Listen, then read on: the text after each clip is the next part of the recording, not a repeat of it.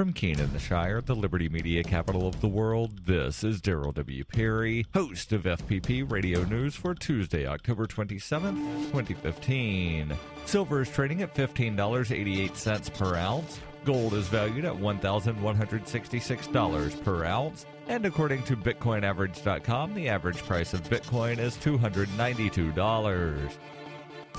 Antiwar.com reports Kurdish forces for the People's Protection Units, YPG, and the Free Syrian Army forces who were fighting alongside them reported they came repeatedly under fire from Turkish soldiers across the border into Tel Abyad, a town the Kurds recently seized from the Islamic State and absorbed into the Kobani Canton. According to the forces on the ground, they repeatedly came under brief machine gun fire from the Turkish side of the border, but did not return fire on the Turkish soldiers. Turkey has not directly addressed this report, but did hint at their involvement. Turkish President Erdogan blasted the YPG for its recent gains in his comments, vowing Turkey will do whatever is necessary and accusing the YPG of secretly being in league with the Islamic State, despite having taken territory directly from the Islamic State. Turkey has long opposed the growth of the YPG and complained bitterly about U.S. and Russian support for them against the Islamic State. Turkey appears to believe a larger YPG territory will add to secessionist sentiment in southeastern Turkey, where the Turkish military is carrying out a war against Kurdish separatists.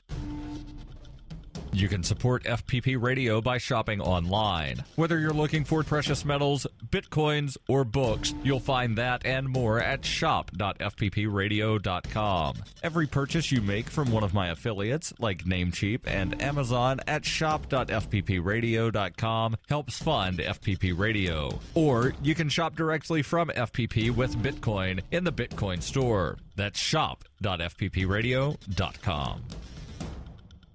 UPI reports congressional leaders and White House officials are reportedly nearing an agreement on a 2-year budget as well as lifting the debt ceiling. Officials have until November 3rd to raise the debt limit before the U.S. Treasury says it will run out of money. The deadline to fund the federal government is December 3rd. Also under consideration are measures to fund highway and infrastructure construction, which must be renewed by the end of the week, and renew the Export-Import Bank for another year after it lapsed over the summer. Under current negotiations for the budget deal, defense and non-defense spending would get a boost of $50 billion in 2016 and $30 billion in 2017. Additionally, there would be a cap imposed on premium increases for Medicare Part B beneficiaries. Assuming the budget deal can be voted on this week in the House, it will pass only with overwhelming Democratic support. House Republicans are unlikely to support a compromise agreement. A deal would eliminate the issue of a government shutdown.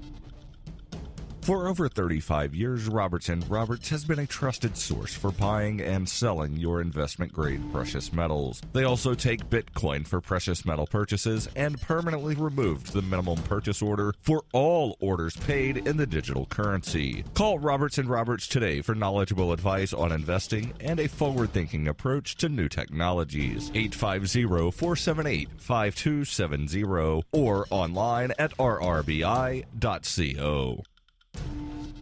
Reuters reports under new rules to be considered by transportation officials in Sacramento, loud, smelly people could be asked to leave buses and light rail trains. The proposals come as Sacramento enjoys a downtown building boom that will eventually add a high-end basketball arena and a soccer stadium, amenities that officials hope will draw patrons to the area by light rail, bus, or train. A spokeswoman for the Sacramento Regional Transit District said, "If we can make it more attractive or make it more enjoyable to use the light rail or bus, then people are more apt to use it." Under the proposed ordinance, passengers will no longer be allowed to get on a bus or train unless they are covered, quote, above and below the waist and also wearing shoes. They will be banned from emitting a noxious odor unless the smell is related to a disability or a medical condition. Passengers will not be allowed to play sound equipment that is audible to other passengers and will be banned from sleeping on a train that has reached the end of its line. Those who refuse to comply could be kicked off the bus or train. But advocates